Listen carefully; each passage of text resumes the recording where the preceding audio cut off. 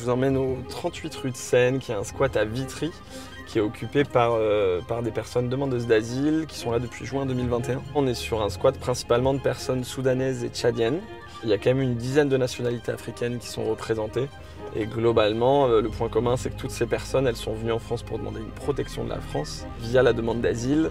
Et que, en fait, devant le non-accueil que l'État français propose et le manque de places d'hébergement, en Île-de-France, une des alternatives à la rue pour ne pas se retrouver dehors, c'est d'occuper des bâtiments vides et de se saisir de ces lieux via une dynamique de squat.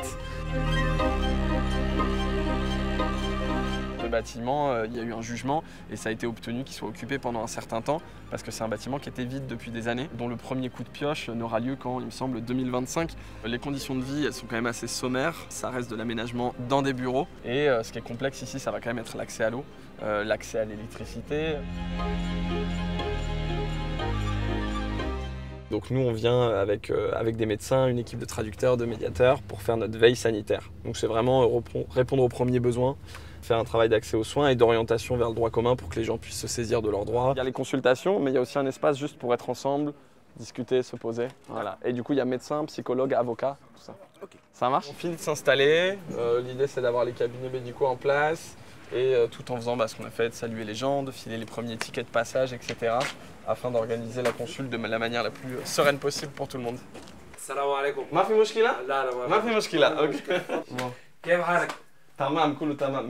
Quand on arrive dans un pays qui nous dit vous n'êtes pas le bienvenu, vous allez vivre dehors, vous allez faire la queue partout et on ne va pas vous faire accéder à vos droits, ça va vite d'être tenté de rester ici et de plus attendre grand chose de l'extérieur. Donc nous, notre rôle, c'est aussi ça, c'est de revenir connecter avec l'extérieur parce que des choses sont possibles, parce qu'il y a une super solidarité en France, qu'il y a plein d'assauts, de militants, d'ONG qui se bougent. We have the doctors outside, okay, if you need.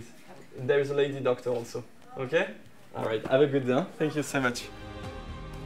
Ici, il faut s'imaginer que les gens n'ont pas accès à un médecin généraliste comme peut l'avoir le reste de la population. C'est pas les mêmes conditions de sommeil, de nutrition, etc. qu'ailleurs. Donc les gens tombent plus malades, il y a de plus grosses prévalences. Vraiment des problèmes de santé assez généraux qui sont dus à la vie en squat, dans un lieu qui est, oui, plus protecteur que la rue, mais pas aussi optimal qu'un vrai hébergement que devrait fournir l'État. On a beaucoup de problèmes de santé qui sont dus au parcours d'exil, qui est très long, qui est douloureux, au traumatisme. Donc on a beaucoup de problématiques de santé mentale. Première approche ici, c'est de parler de ces problèmes-là. Et la seconde, c'est de faire venir dans notre centre où là, on a une équipe pluridisciplinaire qui va gérer ce genre de problème. Bonjour. Bonjour madame. Qu'est-ce qui vous arrive là? Très mal, Au niveau des dents? Oui. Vous avez mal là? Quand j'appuie un peu? Oui, Ouais. juste là. Ouais. Je vais vous donner des antibiotiques, D'accord. mais il faut se présenter aux urgences dentaires. En France, il y a des milliers de bâtiments vides et qu'il y a aussi des milliers de personnes à la rue. Et que si on a un peu de bon sens et un peu d'humanité, on peut se dire qu'il y a quand même quelque chose à faire en termes de réquisition et d'occupation, quoi. Si les personnes sont là, c'est qu'il y a un choix politique de l'État de ne pas les accueillir et de ne pas mettre suffisamment de moyens. Ce qui est chouette, c'est que l'État français a montré qu'il savait accueillir, qu'il y avait une vraie tradition pour ça et il l'a fait avec les personnes ukrainiennes. Donc nous, notre demande, c'est qu'on continue d'accueillir les Ukrainiens, évidemment, et qu'on fasse pareil pour toutes les autres nationalités. Et en gros, on veut que l'accueil digne, ce soit la règle et pas l'exception.